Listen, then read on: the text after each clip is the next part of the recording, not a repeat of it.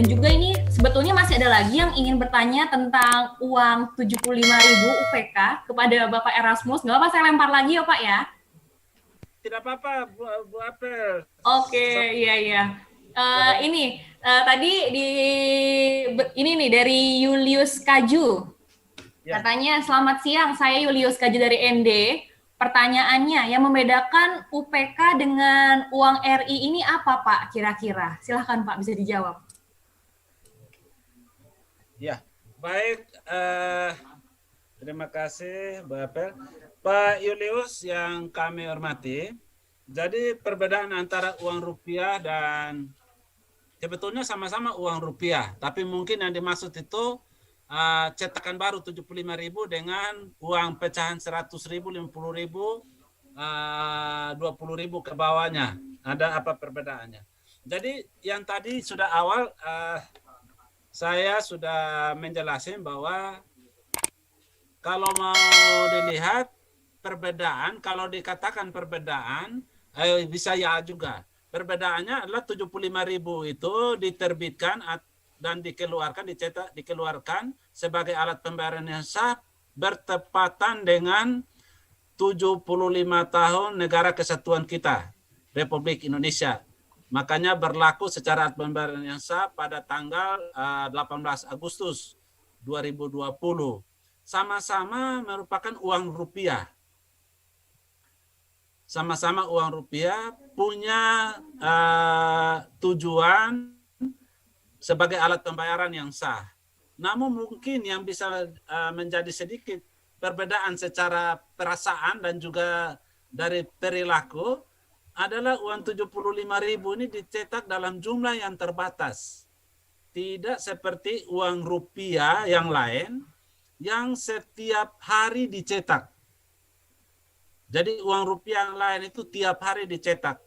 Contohnya uang-uang yang dari tangan kita atau Bapak Ibu yang lusuh, yang sobek, atau hilang sebagian itu pada saat masuk ke bank, bank itu akan melakukan penyetoran ke Bank Indonesia. Setelah uang itu sampai ke Bank Indonesia, maka tidak dikeluarkan lagi, tetapi dikategorikan sebagai uang yang sudah tidak layak edar dan akan diproses musnahkan. Nah, dimusnahkan itu akan dibuat berita acara dan sebagainya sesuai prosedur. Berapa yang dimusnahkan maka akan dilakukan pencetakan. Sejumlah itu juga karena dalam proses 1 tahun secara menyeluruh atau 1 tahun kalender, pencetakan uang itu sudah dipatok sesuai dengan pertumbuhan ekonomi kita, berapa juta bilet yang harus dicetak mulai dari pecahan 100.000, 50 dan 20.000. Sedangkan khusus untuk pecahan 75.000 itu hanya sekali cetak dan ke depan ini tidak dicetak lagi. Juga 75.000 ini dikeluarkan di momen 75 tahun yang tidak mungkin negara kita itu kembali ke 75 tahun. Yang jelas berjalannya ke depan dan itu mempunyai nilai sejarah yang tidak bisa terlupakan. Nah, itulah itu mungkin secara perasaan, secara perlakuan itu yang membedakan. Jadi mungkin itu, Bu Apel. Oke. Kalau untuk yang 75 tahun hanya di tahun ini aja. Tapi kira-kira sampai kapan nih Pak periode dicetaknya? Saya kemarin sempat baca berita dari BI sendiri udah menambahkan lagi untuk mencetak uang 75.000. Kemudian ini kira-kira periodenya sampai kapan dan kita sampai kapan bisa menukarkan uang 75.000 tersebut nih Pak? Kalau periode mencetaknya tidak ada pencetakan lagi karena hanya sekali cetak dan jumlah 75 juta bilet. Untuk sampai kapan ini tetap dilakukan, ini Bank Indonesia tetap melayani Bapak Ibu yang menukar sampai kapan uang 75 juta itu habis dari Bank Indonesia. Jadi misalnya dalam 1 bulan ke depan habis, ya sudah selesai sudah. Oh, sampai di akhir tahun habis, ya sudah selesai, tidak akan ada lagi. Yang ada itu hanyalah alat beredar dari tangan ke tangan, mungkin lewat transaksi dan lain-lain. Tetapi dari Bank Indonesia sudah tidak ada lagi yang mengeluarkan uang pecahan tersebut. Demikian, Bu Apel. Baik Pak, terima kasih. Ini lanjut pertanyaan yang terakhir sepertinya dari Ingrid Manu buat Pak Erasmus. Ini Ya. dia mau bertanya, seperti yang kita ketahui bersama bahwa pada bulan Agustus 2020 kita sudah mencetak UPK 75 tahun RI, kemudian sempat ada hoaks di mana katanya pihak-pihak tertentu yang menyebutkan bahwa UPK 75.000 ini terdapat pakaian adat dari Cina. Kemudian hoaks yang beredar saat itu menjadi viral di medsos. Yang ditanyakan adalah bagaimana dari pihak Bank Indonesia menanggapi hoax tersebut. Memang sempat panas ya waktu itu ya, gara-gara katanya ada kerjasama dan sebagainya. Cuman dari pihak BI ini bagaimana nih Pak kemarin menanganinya Pak? Ya, Bu Apel. Jadi Bu Ingrid, yang kami hormati, memang namanya hoax itu selalu bagaimana menceritakan atau membandingkan sesuatu yang mungkin tidak benar, dianggap benar oleh orang, dan selalu mengait-ngaitkan antara yang benar dengan yang tidak benar. Jadi kalau yang ada di mata uang kita ini, semua gambar atau cetakan yang ada ini melalui suatu kajian dan suatu gambar-gambar ini adalah hasil dari negara kita sendiri. Tidak ada ciplakan atau tidak ada diambil dari luar. Karena secara undang-undang pun gambar yang pakai adalah gambar pahlawan yang pahlawan nasional kita, dan juga gambar-gambar yang ada di mata uang kita ini 75.000 ini menggambarkan betapa kemajuan negara kita dengan beragam budaya dan juga warna-warninya lah, kira-kira begitu Bu Apel. Jadi tidak ada kaitan sama sekali dengan apa yang disampaikan tadi bahwa kita meniru atau menciplak dari negara lain. Itu hanya suatu ini orang terhadap membuat itu jadi suatu pandangan-pandangan yang mau dibilang tidak bisa dipertanggungjawabkan. Tapi yang jelas bahwa setiap gambar yang dimuat di dalam uang cetakan uang kita itu melalui suatu kajian yang sudah cukup mendalam, terutama juga katakanlah gambar pahlawan itu tidak hanya asal di cetak, tetapi itu harus melalui izin mulai dari pemerintahnya, mulai dari keluarga, terus gambar-gambar yang diambil itu juga dari daerah mana, itu menampilkan ragam dan budaya kita, kemajuan negara kita, Bu.